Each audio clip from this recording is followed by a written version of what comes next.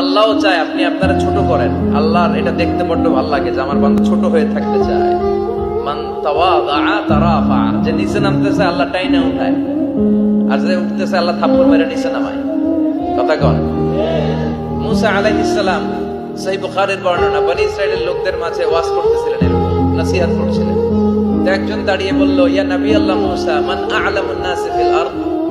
হে মুসা নবী, জানতে বড় মনে চায় বর্তমান পৃথিবীর সবচেয়ে বড় জ্ঞানী কে? মুসা আলাইহিস সালাম কয় আমি। মুসা আলাইহিস সালাম কি বললেন? আনা। আসলে কথাটা ঠিক। আল্লাহ যখন যে নবীকে পৃথিবীতে পাঠায় তখন তাকে সবচেয়ে বেশি জ্ঞান দিয়ে পাঠায়, সেই হিসেবে ঠিকই উনি সবচেয়ে জ্ঞানী। কিন্তু উনি এইভাবে নিজেকে সবচেয়ে বড় জ্ঞানী বলে দিবে, এটা আল্লাহর পছন্দ হয় না।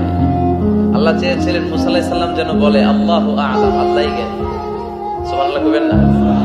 কিন্তু তা না করে উনি কি করলেন? যখন বললো সবচেয়ে বড় জ্ঞানী কে, উনি হুট করে কি বলে ফেললেন? আনা, আমি। আল্লাহ এটা পছন্দ করেনি। আল্লাহ ডেকে বললেন, মুসা, ইউ আর অ্যাবসলিউটলি রং, তুমি ভুল করেছো। তুমি সবচেয়ে জ্ঞানী নও, তোমার চেয়ে বড় জ্ঞানী আছে।